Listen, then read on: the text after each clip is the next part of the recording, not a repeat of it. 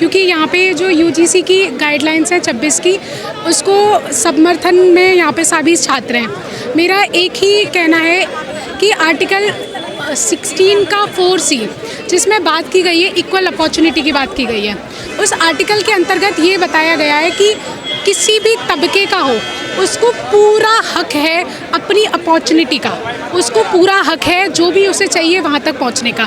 जैसे कि मेरा एक ये है कि हम यहाँ पे सबसे ज़्यादा जो विरोध में देख रहे हैं इस गाइडलाइंस के अंतर्गत कि यहाँ पे मेंशन कर दिया गया है, कुछ तबके को मेंशन कर दिया गया है, जैसे SC, ST, OBC, EWS, कुछ कैटेगरीज को मेंशन कर दिया गया है। इसीलिए सबको लग रहा है, इसीलिए विरोध का स्तर कुछ और उच्चतम होता जा रहा है। लेकिन मैं ये कहना चाहूँगी कि किसी भी तबके को मेंशन करना, आइडेंटिफाई करने का मतलब ये नहीं है कि दूसरे तबके का उत्पीड़न किया जा रहा है, क्योंकि वहाँ 50% रिजर्वेशन की बात की गई है, बल्कि 50% तो खाली है। उसमें अगर हम बात करें कि यहाँ पे किस चीज़ का रहा है कि एक वेगनेस की बात हो रही है कि इससे इसीलिए लगा क्योंकि इसमें वेगनेस की कमी थी। लेकिन अगर बात करें कि उसमें आइडेंटिफाई कर, जैसे उससे कुछ टाइम पहले की बात है, अभी LGBTQIA+ कम्युनिटी है, उसको आइडेंटिफाई किया गया। इसका मतलब ये नहीं है कि हम दूसरी और कम्युनिटी हैं उनको कम करने की कोशिश कर रहे हैं। हमारा जो पूरा मानना ये मतलब और भी जो कम्युनिटीज़ हैं, जैसे महिलाओं के लिए अभी रिजर्वेशन हुआ था, है ना, तो मतलब लोकसभा तो मेरा, अगर हम किसी भी चीज़ को आइडेंटिफाई कर रहे हैं तो हम ये नहीं बता रहे हैं कि क्राइम अब से शुरू होगा, क्राइम पर रोक लगाई जाएगी कि अगर कोई भी व्यक्ति मुझसे 2 कदम पीछे है तो मैं उसको साथ लेके चलने की बात करूंगी ना, उसके पीछे की तो बात नहीं करूंगी। क्योंकि यूजीसी गाइडलाइंस जो 2012 की गाइडलाइंस थी उनको रेगुलेट करने की बात की गई, तो इसमें विरोध का स्तर इतना ज़्यादा तीव्र हो गया जिसमें समझ में ही नहीं आया कि आखिरकार बात इतना तीव्र होने की ज़रूरत ही क्या थी। कि इसमें OBC को क्यों शामिल किया गया, इसका मिसयूज होगा, जो झूठा आरोप लगाएगा उसके खिलाफ शिकायत का प्रावधान खत्म कर दिया गया। अच्छा ठीक है, इसका एक उदाहरण, मैं बहुत अच्छा उदाहरण मेरे जहन में आ रहा है कि आग पकाने का भी काम करती है, जलाने का भी काम करती है। क्या हम आग का इस्तेमाल बंद कर दें जिससे कि ये हो कि आग पका ना पाए, सिर्फ जला पाए, या फिर सिर्फ जला ना पाए, पका ना पाए? ये तो नहीं किया जा सकता ना, क्योंकि सिर्फ बात इसकी नहीं है। बहुत सारे एक्ट्स हैं, चाहे DV एक्ट की बात हो या फिर पॉस एक्ट की बात हो या कोई भी एक्ट की बात हो। अगर हम बात करते हैं तो ऐसा नहीं है ना सिर्फ DV एक्ट का फ़ायदा हो, इसका मतलब तो ये नहीं है ना हम DV एक्ट को बंद कर दें। और अगर चलो ठीक है, बहुत सारे ऐसे एक्ट हैं, जैसे BNS का आर्टिकल 64 है जिसमें रेप की बात की गई है कि उसमें पर्टिकुलरली मेंशन है मैन। जो क्या हम ये कहेंगे कि आजकल जो उत्पीड़न हो रहे हैं उसमें से वो नाम हटा दिया जाए? जैसे DV एक्ट में पर्टिकुलरली बहुत सारे ऐसा बताया जा रहा है कि अभी उसका मिसयूज़ हो रहा है, बहुत हद तक मिसयूज़ हो रहा है। क्या DV एक्ट को क्या DV एक्ट को प्रोहिबिट करना गलत होगा? नहीं, यही तो हमारे हक की बात है। ये हमें आइडेंटिफाई करना पड़ेगा, क्योंकि एक व्यक्ति में दोष और गुण दोनों होते हैं। कहा गया कि इससे हिंदुओं को बांटने की साजिश है, हिंदू स्टूडेंटों को बांटने की साजिश है, जो लोग अपने घर जाति छोड़कर आ जाते हैं, जो किसी से भी दोस्ती करते हैं बगैर जाति मजहब पूछे, वो उनको जो है बांटने की कोशिश देखो मेरी कास्ट को आप नहीं जानते ना, मुझे ये है कि मैं चिल्ला के कहूँ मैं इस कम्युनिटी की हूँ। मैं किसी भी जात की, किसी भी मजहब की, मैं यहाँ ना एक महिला होकर कह रही हूँ, ना मैं किसी धर्म होकर कह रही हूँ, ना किसी जाति होकर कह रही हूँ। मैं एक इंसान होकर ये बात कह रही हूँ कि मैं एक इंडिविजुअल हूँ, मेरी एक आइडेंटिटी है, मैं एक बीइंग हूँ, मैं एक ह्यूमन बीइंग हूँ। मैं ये बात केवल इस वजह से कह रही हूँ कि बांटना, कि कब तक बांटोगे हमको, हम तो एक मझधार हैं, डूब चुका वो एक किनारे से दूसरे जाने वाला वही तो संसार है।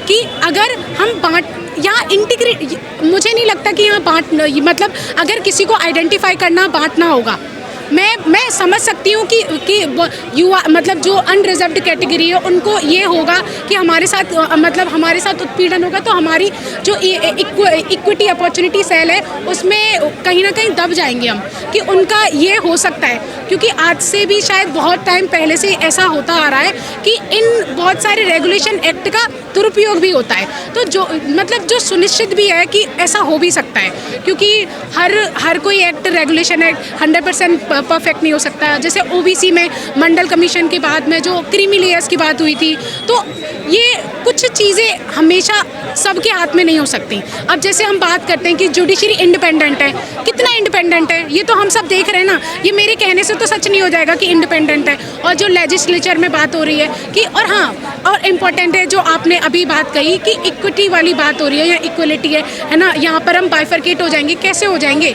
अब बराबर थे ही नहीं तो हो कैसे जाएंगे? अगर डिस्क्रिमिनेशन आज से तो है ही नहीं है ना, वो तो बहुत टाइम से हो रहा है। और देखो, मैं इस चीज़ के लिए सही व्यक्ति नहीं हूँ क्योंकि मैंने ये कभी फील नहीं किया, बट मेरा बोलना यहाँ इसीलिए सही मैं समझ सकती हूँ कि अगर ऐसा नहीं है ना कि मेरे साथ हैरेसमेंट हो, सेक्सुअल हैरेसमेंट हो, मैं तभी आवाज़ उठाऊँ। मुझे पता है कि मेरी दूसरी बहन है, उसके साथ गलत हो रहा है, उसके साथ रेप हुआ, जैसे हैदराबाद में 2018 का रेप था, उसमें कितनी सभी ने आवाज़ उठाई, तभी तो 48 घंटों में उसको सही सुनिश्चित जगह तक पहुंचाया गया और वो केस 48 घंटों में सुनिश्चित किया गया। क्योंकि आवाज़ उठाना का मतलब ये नहीं है कि मैं किसी और का विरोध कर रही हूँ, मैं सिर्फ अपना समर्थन करना चाह रही हूँ। मैं अगर जैसे कि एक बहुत अच्छा, अगर किसी की भी साथ, महिलाओं के साथ या फिर EWS है, PWD, किसी भी कैटेगरी के साथ कुछ भी गलत होता है, अगर वो अपने समर्थन में आवाज़ नहीं उठा पा रहे हैं तो उसमें उनकी गलतफहमी है, उनको आगे बढ़ना। हाँ, तमाम कवि, तमाम बाबा लोग कहने लगे भाई किसी भी तरह हिंदू एकता बन रही थी, हिंदू एक हो रहा था, अब उसको जो है ये तोड़ने की कोशिश। अच्छा, देखो, वैसे कि हम एक सेकुलर कंट्री हैं, धर्मनिरपेक्ष राज्य है, ये कहने में कितना अच्छा लगता है। तब से ये सरकार, अगर हम सरकार की बात करें, जुडिशरी की बात करें, ये अगर हम अपने 3 जो इम्पोर्टेंट पिलर्स हैं उनकी बात कर रहे हैं कि अब हम कह रहे हैं कि हिंदू तबका एक हो चुका था, हम धर्मनिरपेक्ष हैं।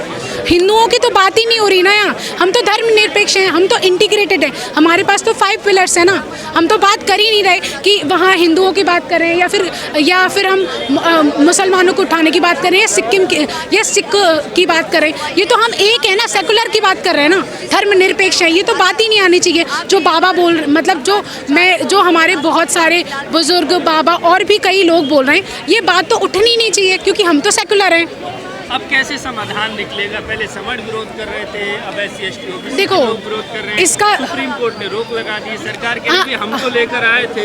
अगर शायद मैं गलत नहीं हूँ, 19 मार्च को एक सुनवाई है। हाँ, अब अगली सुनवाई है। मुझे जहाँ तक लग रहा है कि इसका समर्थन एक तरीके से हो सकता है कि जो वेगनेस की बात हो रही है कि इक्वल अपॉर्चुनिटी सेल में 10 लोगों की समिति बनाई जाएगी, उसको आइडेंटिफाई किया जाए कि उनमें कौन कौन लोग होंगे, है ना, तो इसका शायद समर्थन यहाँ से निकल सकता है। और एक इम्पॉर्टेंट चीज़ कि वेगनेस, अगर ये जो सुप्रीम कोर्ट का स्टे लगा है, वो वेगनेस इस वजह से कम नहीं होगी, ये ख़त्म हो जाए, क्योंकि प्रोहिबिट करना हमारा समाधान नहीं है, हमारा आगे बढ़ना और ऐसे रेगुलेशंस एक्ट लाना, नंबर्स ऑफ रेगुलेशन एक्ट नहीं है, एक ही रेगुलेशन एक्ट को उसको पूरी तरीके से डिस्क्राइब करना कि EWS है और इक्विटी स्क्वाड्स हैं, उसमें जो समिति में सदस्य होंगे वो कौन कौन सदस्य होंगे उन्हें स्पेसिफाई किया जाए और हर कम्युनिटी से कुछ सदस्यों को संगठित किया जाए, जिससे कि कहीं ना कहीं उनको होप मिल सके कि वो और बेहतर कर पा रहे हैं, जो सही में जातिगत शोषण उत्पीड़न को ख़त्म कर सके। ये सही नहीं है। देखिए, सीधी बात है कि जो ये कानून लाया गया है UGC के द्वारा, ये जो दोगला कानून लाया गया है, हम इसके भी खिलाफ हैं। हम ये कह रहे हैं कि जो सुप्रीम कोर्ट का स्टे लगा है वो बहुत दुर्भाग्यपूर्ण है, लेकिन UGC का जो कानून है, जो कानून दिखाया जा रहा है, वो हकीकत में शेर की खाल में भेड़िया है। हमें शेर की खामियां क्या है? देखिए, सीधी बात है, खामियां क्या है? खामियां ये है कि जो एक कमेटी लाई गई, ये जो रेगुलेशन है 2026 का रेगुलेशन, वो साफ एक कॉम्प्रोमाइज रेगुलेशन है। ये एक ऐसा रेगुलेशन है, अगर ये रेगुलेशन वैसा ही लागू कर दिया जाए, इससे कोई जातिगत शोषण उत्पीड़न खत्म नहीं होगा, क्योंकि इसमें जो जातिगत शोषण उत्पीड़न की जांच करने वाली जो कमेटी है, इक्वल अपॉर्चुनिटी सेल होगा, उसके मेंबर्स को कौन तय करेगा? वो मेंबर्स वही होंगे जो प्रशासनिक हेड होंगे, मुखिया होंगे, उनके द्वारा तय किए गए शिक्षक प्रतिनिधि होंगे, चुने गए। किनके द्वारा चुने गए? SC/ST OBC का सुनिए तो, वो ये होंगे कौन? ये इनका चयन कैसे होगा? चयन प्रक्रिया बहुत ज़रूरी है। चयन प्रक्रिया इसीलिए जरूरी है क्योंकि प्रशासन के जो लोग हैं वीसी हैं वो खुद चुनेंगे। अगर मैं प्रशासन के खिलाफ हूँ तो एक बात बताइए, वो लोग चुनेंगे, वो लोग मेरे शिकायत की जांच करेंगे जिनके खिलाफ शिकायत किया हूँ उसने उन लोगों को चुना है। यानी प्रशासन के द्वारा ही ये कमेटी चुनी गई है, इसमें इलेक्टेड रिप्रेजेंटेटिव क्यों नहीं है? ये तो एक सवाल उठता ही है। जो आईसीसी है, आईसीसी में सेक्सुअल हैरेसमेंट को आप कहना चाह रहे हैं अगर बीसी के खिलाफ हम जाएं तो उसकी जांच कौन करेगा? उसकी जांच एक ऐसी कमेटी करेगी जिसके सारे मेंबर्स को वीसी नॉमिनेट करेंगे।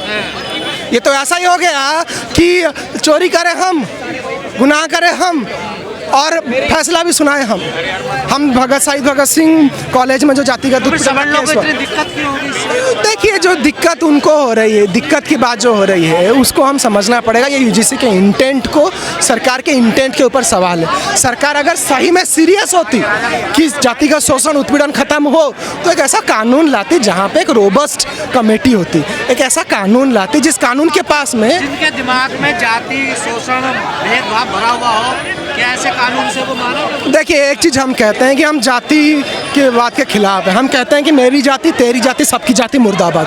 हम वो लड़ाई लड़ते हैं कि सारे लोग जो शोषण उत्पीड़न के खिलाफ है, शोषण उत्पीड़न के खिलाफ सबको लड़ने की ज़रूरत है।